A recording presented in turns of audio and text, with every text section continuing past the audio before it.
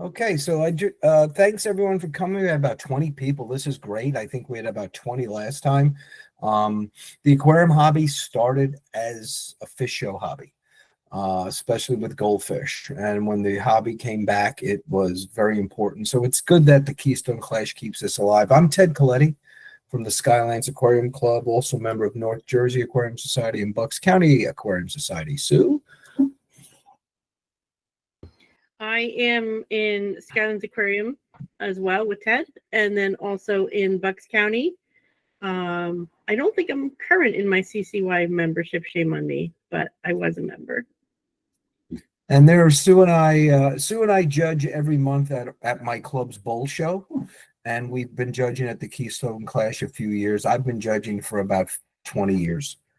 So here's us here at the Keystone Clash. This is judging seems a little bit intimidating at first, but once you know the basics, even if you're not real familiar with the fish, it becomes a lot easier. And that's what we're going to show you tonight.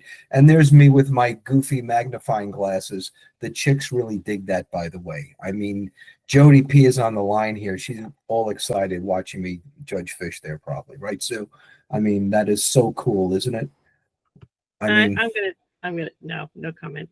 That is probably the dorkiest picture you'll ever see of me. And that is the great Lonnie Langione. Yes. That is my mentor who was teaching me about Finnegan rays. Yep. Yeah, he's an excellent judge. If you can pick his brain, that's excellent too. So our purpose today, let's break it down to the nuts and bolts. Your purpose as a fish show judge is not to judge every single fish perfectly and point them, even though they say that. Your main goal is to determine first, second, and third. So if you have a group of fish, maybe 10 fish, your goal, who's first, second, and third. So when you approach a class, to be less overwhelmed, always have in your mind, all right, before I even look at the pointing and the scales for how to judge, who looks like a first, second, and third? It's not to fully evaluate or score each and every fish. Now, the Keystone Clash would like us as a judge to what we say point every fish, but that doesn't mean you have to spend enormous amounts of time on every single entry. We're going to show you how to narrow things down and not to stress out. And if you just narrow things down, you can get to first, second, and third. So fish show judging styles. There's two different judging styles, and these are pictures from my North Jersey Aquarium Society show over the year. On the right is the owner of Wet Spot Tropical Fish. That's the great Steve Lundblad with Pam Chin and Janine Banks. That was at ACA 2001. Very large show that my club put on. And on the left was one of the old North Jersey shows with Dean Maggiorino and the great Matt Kaufman. There's qualitative fish show judging. These are the judges you see just come up and go, he's first, he's second, he's third. Usually these are people who really know fish. Like if you have the Central American big cichlid class, cichlids over 10 inches. You get some people who really know those fish. They don't even bother pointing. They can pick out first, second, and third. If you only have 3 entries in your class, you can also do a qualitative judging usually. This involves a process of elimination. It's fast, it's efficient, but qualitative judging can be biased and less fair. And it's more than one time I have done qualitative judging and then did the pointing with the scale and realized, oh, who I thought was third is really fourth. So then we have quantitative judging. This is where we give you a scale. The Keystone Clash has a 20-point scale in 5 different areas, and you point every fish on that scale. This ensures a very consistent evaluation.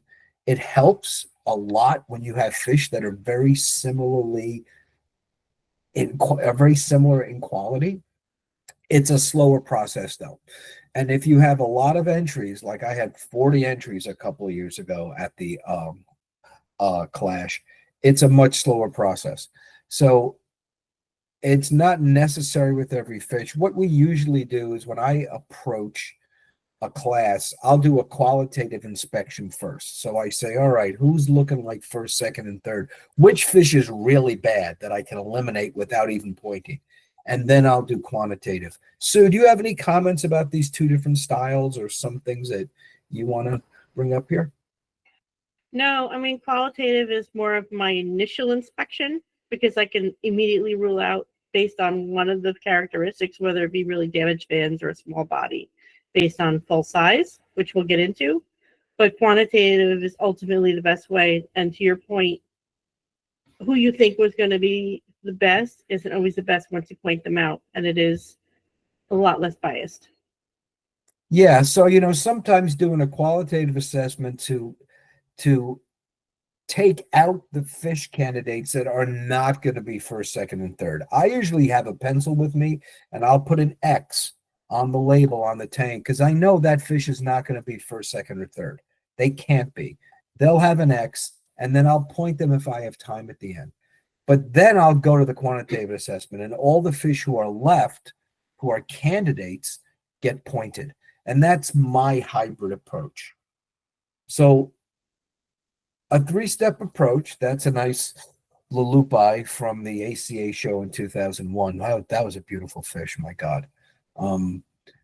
Step one for me is, like I said, I try to eliminate fish first.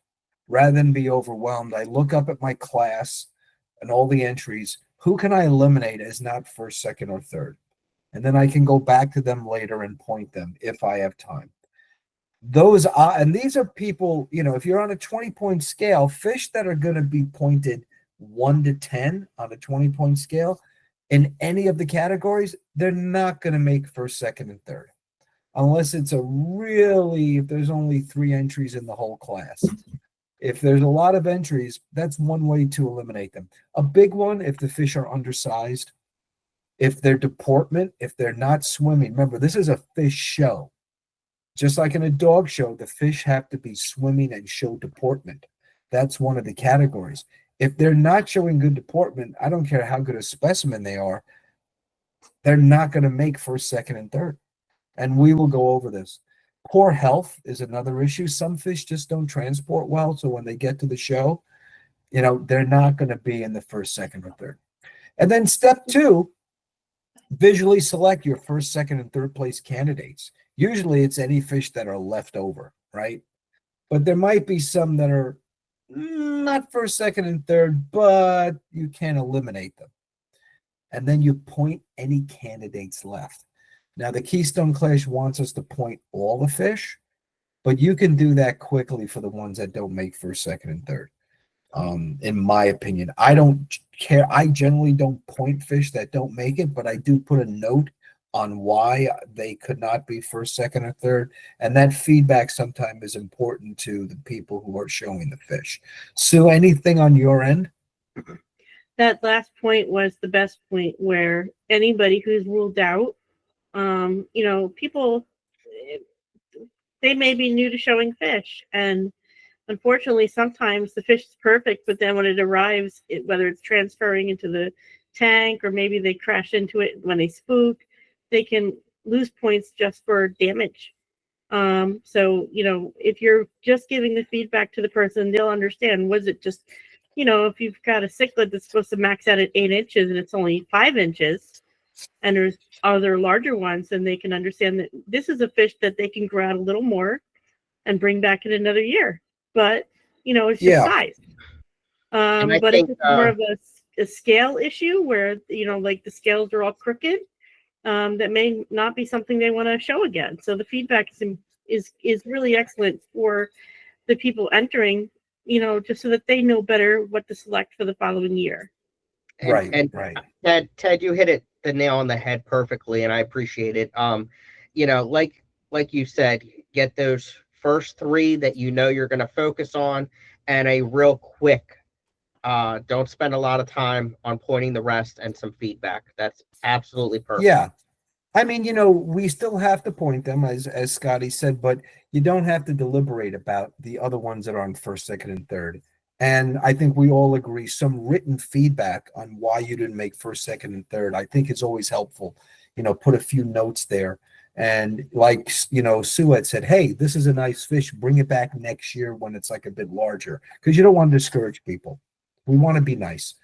Judging tools. Well, the magnifier app on your phone, make sure you have it. That's a great app.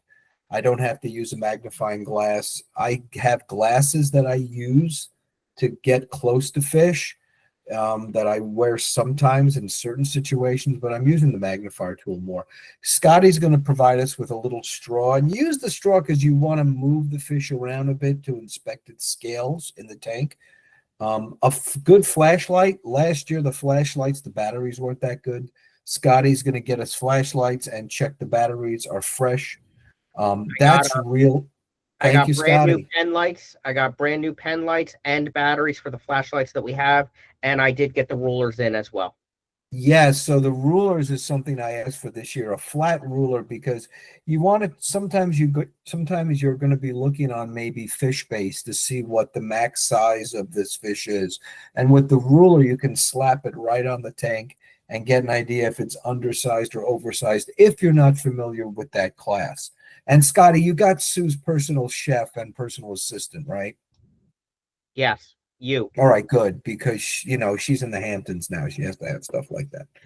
Sue, is there any other judging tools that you like to use, or I have my own reading glasses as I get older and more blind, but yes, the magnifier can really help. Although sometimes when you're holding up to the fish, they can spook a little easier, and if you're trying to look closely and they're darting around, it's a challenge. So I like your magnifying glasses. That sometimes is just more steady for the hand. Yeah. They are more steady because then you could follow. It depends on the class. You can Judging follow the Danios fish. is a little more. Yeah, because Danios are moving around they're moving around all the time. Sometimes I like to take the flashlight on my phone and put it above the tank, sort of like a tank light. Yes. And that's also good because, as you had said, Sue, sometimes you put the light on them and it spooks them. But a light above them, they don't have eyes on top of their heads unless they're anableps, so it's not really an issue. Here's the 5 judging criteria, and these are the scales that add up to the 100-point scale. 20-point scale for all these, and every fish show does it a little differently. If you're going to be an IFGA guppy judge, you have a whole different set of criteria and rules to follow. IBC betta show, different. Even the AKA show, different. So these are the general rules for a general fish show. And all fish shows are going to look at this. Deportment. This is it actively showing for the judges. All right. And this is going to differ by species, but you generally, fish that move around and flare their fins should get more points. Even if their species doesn't do that, they're going to get more points. And we'll talk about how to scale later on. Size, we expect adult size in a show. This is the biggest thing that hits the Clash all the time. People bring in undersized fish. If you bring in an undersized fish, the only way you'll win, and it happened last year, is that if everyone brings in an undersized fish. So sometimes at a fish show, everyone brings in an undersized fish, which means you've got a point and everyone gets low points. But this is one area. If your fish is undersized and the other fish are not, this is not going to be a first, second, or third. He's going to be pointed at 10 to a 1 to 10, and that's not going to make it to first, second, and third. Finnage. This is the real one where I think the magnifying glass comes in handy. Sue is really good at this one. The finnage for the variety, how does it look? No tears, nicks, holes. This is where getting the magnifying glass. This could swing the vote on a fish. I think, Sue, maybe you want to chime in here. You've often pointed out that sometimes just 2 fish look great and you magnify the finnage and you go, oh, now I see the difference, right? It can make a very dividing difference. And when you're really stuck between 2 fish, it could be just that little detail of a little rip, a little shred, a little something, or just the length, depending on the fish. You got 2 great angelfish. Who's got better ventrals? So, you could kind of, that can really make the difference. This is why I hate when I have fancy guppies in the same class as other line bearers, because they have great finnage, but their finnage also more tears. It's real good that, how like the Clash does it. You have similar fish in each category. Yeah. Condition. Does the fish look healthy? Does it have a pinch belly? This is where the magnifying glass for me comes in handy. I had a great fish once at a show. I love this swordtail, and the judge used his magnifying glass and saw a hookworm on its gill, right on its gill. I lost, right? That was okay. If you have a parasite on your fish, I'm giving you a 5 out of 20. So I couldn't be in the top 3 from that one thing. So you want healthy fish. And you look at the mouth and the body. Is the mouth beaten up? Is the body? This is an unfortunate one because sometimes fish get beaten up in transport. And some judges say, well, they transported them. I won't take off points. Absolutely not. There's people who transported their fish better. They should get more points than you. So I'm a pretty harsh judge. I mean, you're being judged 1 to 20, regardless of what happened along the way. And then color.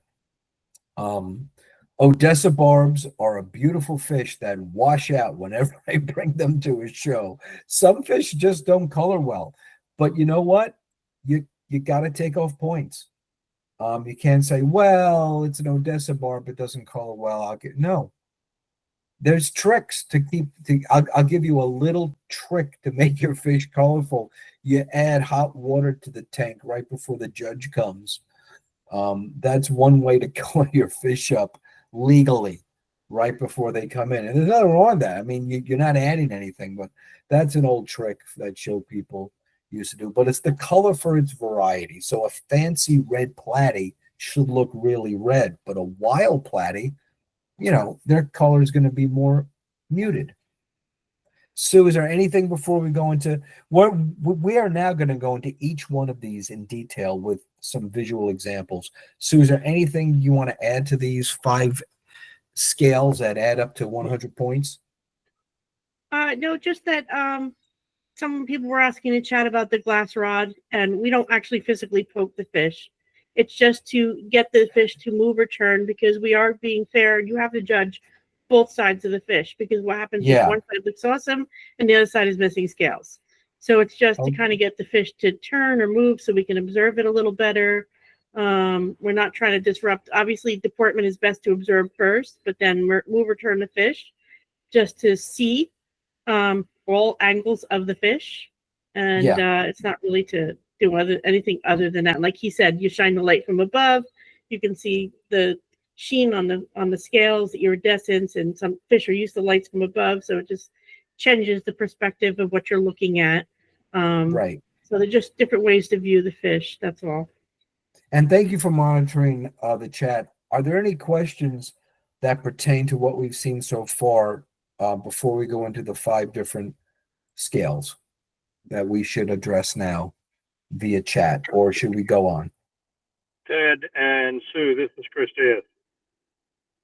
Yes, just sir. wanted to comment that the AKA uses the 100-point system and uses these categories for judging their specific sections in the judging form. Also, you had commented about first doing the qualitative and then the quantitative.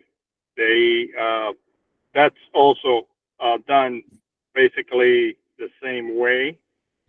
If you got a fish in the AKA sense that is going to be below 75, right, and you got 25, 30.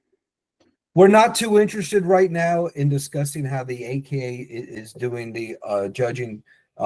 We just want to teach people some of the basics. So why don't we just go to the next slide then? So each one of these, thank you for your comments, though, for that clarification, Chris. Thank you.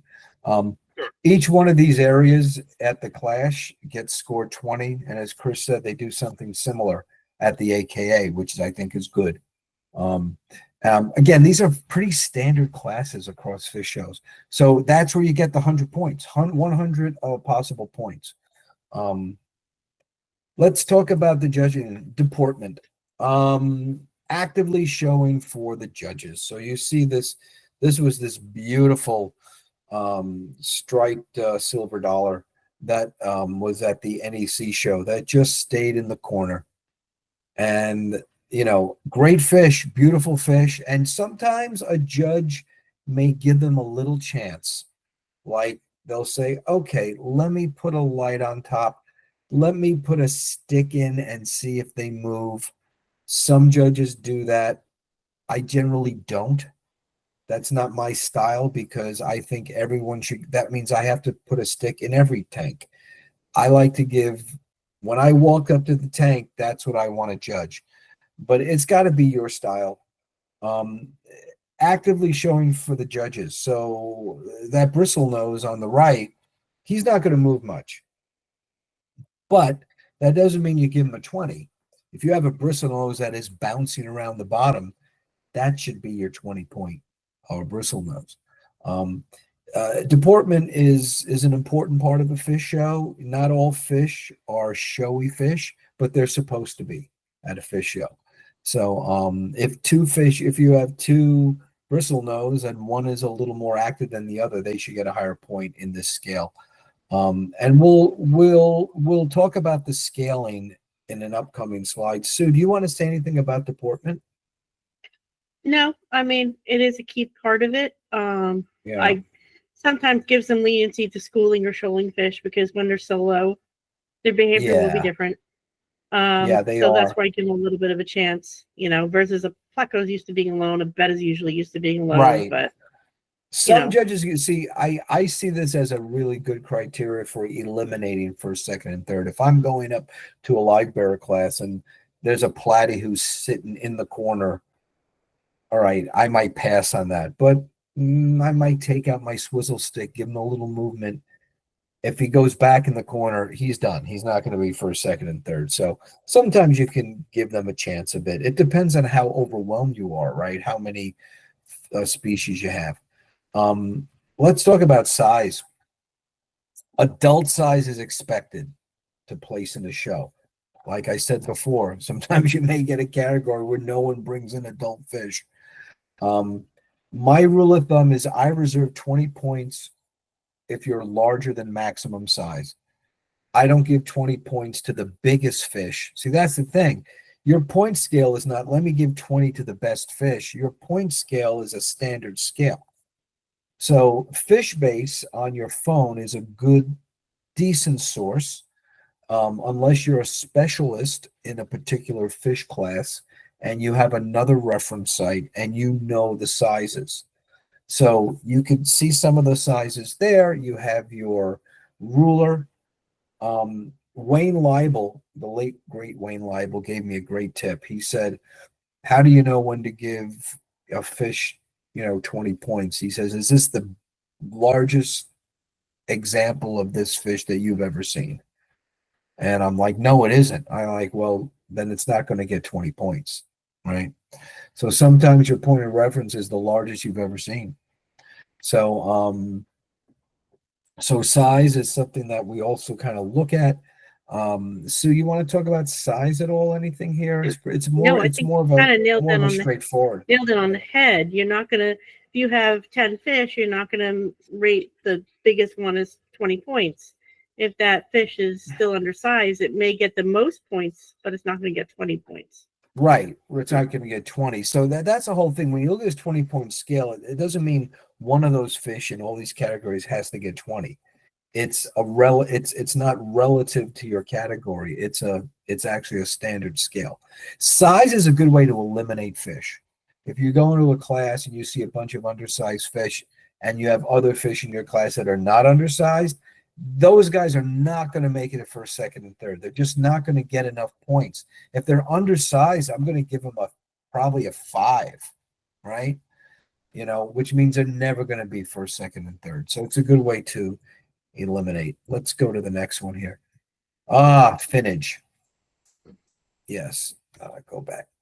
It's finnage for the variety. You want to look for no tears, nicks, or holes.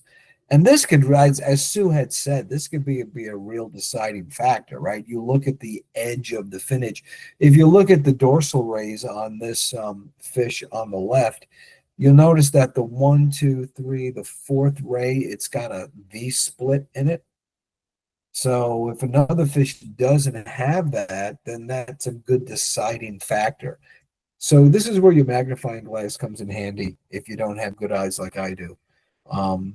Sue, is there something else about finnage that you want to speak about? This is, some of the bettas naturally have ragged finnage, so you can't subtract from finnage if that's what the variety is. Oh, You no, have to if try it's a to, crown tail, it's supposed to, but right. this is also where either the flashlight, not the lid end, but the black end, or the swizzle stick can come in place if you're judging bettas. You can poke, you just put it against the glass. If the betta flares, you can let them really express their It's a good finnage. idea. Yeah. And that can be a great way to judge as well. It's not just about perfect finnage, but how they're holding that finnage. That can make all the Yes. difference. Like that's part of your. Yes, you want to make sure the finnage is clean, but it's also the finnage and how they're holding it, which is more of their Right, and sometimes that's part deportment. of deportment, right? So Yes. if a fish is having bad deportment, you're not going to be able to see its finnage much, right? So you might not be able to give it a good finnage score either. So this is why deportment really can have, a cascading negative effect on a fish's score. But yeah, how a fish holds its finnage erect is deportment. And if it does that, as Sue said, then you can judge its finnage well. And to Sue's point, use a swizzle stick, see if you can get them to flare a bit to check if any imperfections are there. This is the one that takes the time, but it really can be a deciding factor. When you're stuck between two fish, which is common, this is a good deciding one for me, Sue. I don't know how you feel about that. Yeah. Condition. We were talking about this last time. Does the fish look healthy on a macro level, right? The fish on the left has a pinch belly. The fish in the middle is missing some scales. All right. You're not going to be a first, second, and third place fish that way. I'm going to put you off to the side, maybe put a little mark on your tank, and maybe go back to you later. There's the little flukes this fish might have, the goldfish that's on the right. But then you have the micro, and that's the little pathogens for the fish that is on the right. This is where having the magnifying glass comes in handy. And sometimes even for the scale suit, right? If you're dealing with a small fish like an endler or a small killie or another small danio, it becomes a micro issue, right? To try to look at those scales. It's rough on a tiny fish, and you may not even see it. But obviously, your cichlids, your goldfish, your bigger fish, you're going to definitely be able to see stuff like that. I know that with bettas, there's something called X scaling, which is a negative connotation for a dished in face. That's not part of condition, but those types of things, those are going to detract. Right. And condition could mean also, sometimes a fish gets damaged, like we said, in transit. Its mouth might have been beaten up. Take a look at the mouth. Right. That's often a place where you see rainbow fish often have the white lip. Yes. The bettas can have the diamond dye. There's some breed specific things. Right. And so I would say, yeah, there are some things that are to the breed, but doesn't mean they're going to get a 20, right? We're going to go here. I have a question. Yeah, we have a question from Jessica. Oh, please, yes. Yeah, so you mentioned like things that are like fish specific, right? Where would you go as a new judge to find that information? Well, I know that you can always reach out to one of the other judges, right? Okay. Like we're there to help. That's why we're doing this talk, but we're also available during the judging. We're all judging in that same window of time. So going over to me, Ted, or somebody else and saying, "Can I borrow you for a minute?" Yeah, absolutely, right? But you can also if you are going to do a certain class, you could do a little Googling ahead of time for judging on that class, get a little thing, Right. or even some of the forums, just to get yourself comfortable and familiar. But we're assuming that if you're judging a class, it's because you're big. Like, I'm a barb lover. I'm crazy barb lover. I love their nature. I love their movements.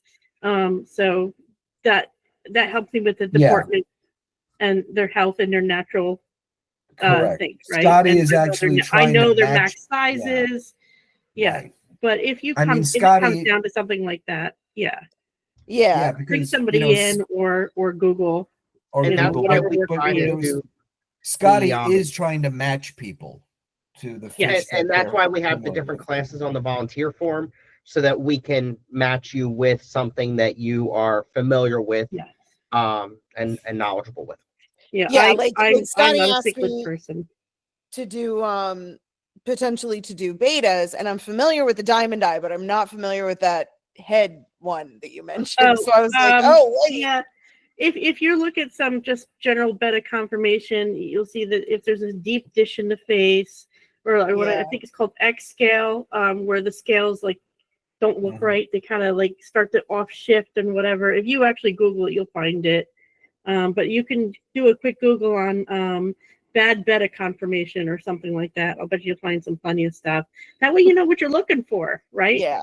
You know, this isn't supposed to be pro level, but comfort level is good. Yeah, I think that that's a good way to phrase it, Sue. We're looking for comfort level, not uh pro level. And there's different levels of like pro too, right? There's Yeah. some people who really know their fish. And sometimes that's why I think Scotty brought up the good point, and I know the killifish people do this very well. They judge in teams, right? So Mhm. they bounce ideas off each other. One judge sees things another judge doesn't. Like Sue usually judge with Pete and Paul Nietzsche, Yes. right? And that's really, really helpful, right? If people, if you have a partner who knows these fish too, they see things you don't. That's why I love judging with Sue when we judge the bowl show, because we see kind of different things. So don't be afraid to reach out. Oh, absolutely. And you'll pick up stuff with time. And obviously, if it's your first year doing a desk, by next year you're a little more comfortable, and year after, right? That's the goal here, is to get some long-term comfortable judges, so that Yeah, if the more people that do it, the less work it is overall, and more people are going to be willing to judge if they don't have to be doing it for eternity. That's not correct. taking away from their own experience at the Clash, where they're getting a time to listen to talks or go through the booths or whatever. We just want to make this a small piece of it, Yeah. but make it Yeah. also, again, I want to emphasize it. We want to make it fair for the people that took the time and energy to get fish, get them into the condition, enter them in the show, and feel real pride when they get that award. Yeah. Is there any other questions from the attendees or in the chat on this slide about condition before we go to the last slide, which is color? Okay, I will go to color. This is the one that's a little tricky. It depends on they're good at the Clash. They break out with live bearers. This is a big issue, right? Because you have fancy live bearers and you have wild type. Sometimes if it's a small show, they mix them together. My preference is I judge the color based upon the variety or cultivar that I'm seeing, right? So granted, the fish on the left may be more colorful than the swordtail on the right, but the swordtail on the right is not supposed to be colorful. So you want to say, what you really want to look at first of all is the fish washing out? If it's washed out, I saw one judge say, well, this, again, I brought up the Odessa barb. Some of the paradise fish do this too. Well, this fish washes out. I'm not going to take points off. I'm like, no, you take points off, because he's up against another barb that doesn't wash out. So, some people raise their fish so they don't wash out. Some people in a fish show, they practice raising their fish in the same size tank as what the fish show will be. So they're used to being in that tank. So they actually work their fish, so it shows well. So I don't give any quarter for that. And color again is on a 0 to 20-point scale. And again, my approach is this the most colorful variety of this fish that you've ever seen? If it is, then you can give it a 20. If it's not, maybe you'll get a 15, or maybe you'll get a 10 for average color.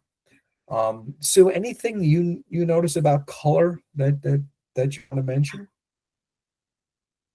No, but this is where you have to be very careful with bias, because Yeah, you might think one fish I is agree. prettier than another, but you have Yeah, to be you're careful right. that not only like these two fish, like the one on the left is obviously a lyre tail. The other one, you might find that more impressive, and I know that's not color, but if they're presenting for their species, then that's what's appropriate.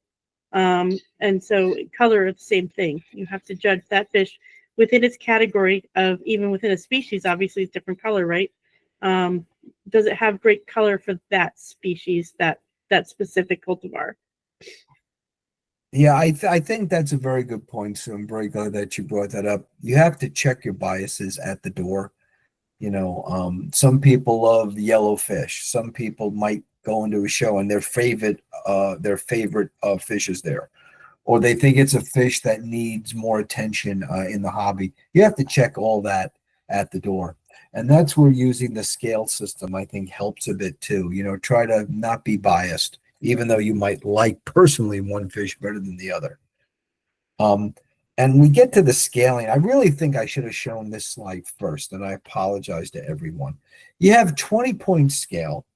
In that box up there are the 5 areas that we just reviewed, and you've got to point them. This is really my interpretation of how I view a 20-point scale. You can do it differently. But let's say you've got to get first, second, or third. You've got 5 fish that could be first, second, or third. So you're going to point them now in these 5 areas. My theory is that a 0 is a dead fish, and there are fish that have been dead, although there was a story in the North Jersey show about 30, 40 years ago. Chuck Davis's Placo died, and he put nuts and bolts up the Placo's rear end, put him in the tank, added some hot water, and the Placo's fins were all erect, and he came in second. That's a true story Just ready to die. about a dead fish that won at a fish show, but that's just a Placo. But I give 0 for dead, and then 20 all the way on the other side at the bottom. Wayne Leibel's tip. Is this the best example you've ever seen? Does it exceed the known maximum size? Is its finnage nothing like you've ever seen before? Is its color just amazing? Well, maybe is it the best that you've ever seen, even on the internet or on a book? That's what I save a 20 for. The first, second, or third place, they're usually between like 19 and 11, right? That's where you want to be. That's that sweet spot. A 10 in the middle, for me, how I do the scale, you don't have to do this. That's what a retail fish looks like. That's my 10 in my mind's eye. That's how I can organize things. This is a retail fish. Now, some fish you're not going to see at retail. If you do killies, you're not going to see killies at retail. So your 10 might be different, right? But this is kind of the mindset I have. If this fish is being sold, where will it be? That means that its size will be a little sub-adult. Its deportment might be average. Its finnage is okay, but maybe it could grow a little more. Its condition is probably okay. Its color might be okay, but a little muted. That's a 10. Those fish are not going to be first, second, and third, but they're a 10. If they have problems, then there's 1 to 10. The 1 to 10 are the ones that have problems. And if you get 1 to 10 in any of those 5 scales, it is really unlikely that you're going to make it to first, second, and third. You're just not going to add up. The math is not going to work out. So I usually save 11 and 19, and that's usually, if you look at your first, second, and third place fish, they're all going to point within 11 and 19 on those 5 categories. That's just how the math is going to work out. Sue, do you have any different ways that you look at this, or other ways that are helpful?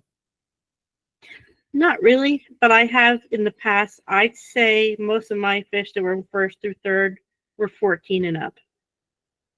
I mean, Yeah, that's just what I've experienced.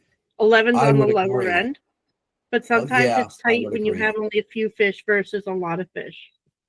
Yeah, because there's always one fish that's going to be like 14 and up on like every scale. Right. And I And guess that's even though, yeah, and even though its competitor may be like an 18 on size, if it's a 10 on another scale, it's going to, wash out that really good size. So, yeah, yeah, yeah. But um, but that's also good to point out because again, with your bias, and we talked about comparing a fish to what size is supposed to be for that species, not size compared to the other ones in the room. You can end up with right. an 11, right? But then that feedback Yeah, on that forum could be bring it back next year. It should be an awesome size by then, right? right, So, but I right. would And, never just so, automatically yeah, give it that 16, 17 just because it's the no. biggest one. And it's very common at fish shows. I mean, to have undersized fish. I know when you, Pete and Paul were doing rainbows one year, everyone brought in tiny rainbows. Then one year, everyone brought in large rainbows. It was kind of That's weird, because it right? takes 10 years to get a good rainbow. I mean, no Right, one's right, right. It takes 10 years. So you might have a winning fish in that class, and all the attendees are like at like 11 and 12 in size, right.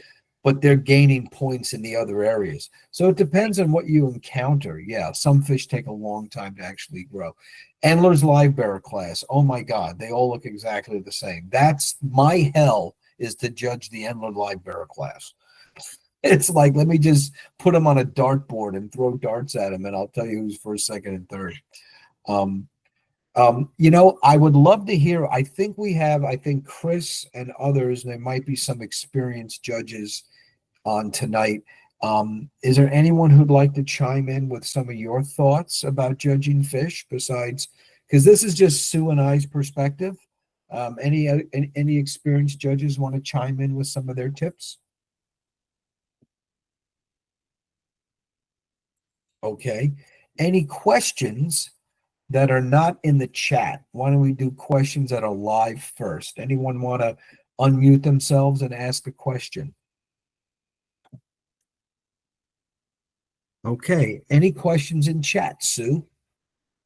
No, not at this point. Not So that I we're just see going unless I to missed something. summarize. Your first step: eliminate fish that will not be first, second, or third. It's just going to make your life a little easier. Then you visually inspect all the candidates for first, second, and third. You point the candidates. And then after that's done, you'll have your first, second. Then you can go back and point the ones that obviously are not going to be in the top if you have time, or at least you can put some comments in there. The Clash does want us to point every fish, and if we have enough judges and judges are not overwhelmed, then you can point them all. If you're a judge and you're given an overwhelming task, that's when I only point first, second, or third. I just don't have time. But thanks for attending. And this may help you. Best way to practice: go in your fish room, look at those scales. Scotty is going to send out the PowerPoint to everyone, and Can you send that to me? judge. I will do it. Yeah, and then Thank you you. can take those scales and judge your own fish and practice at home. And we're gonna take that one slide and post it around the fish show as well. With the Judging. the judging criteria. We're gonna post that. We'll probably laminate it or something like that and post it Oh, around. that's great. And again, if there's anyone that is willing to judge, please let me know. Either email Jenna, email me.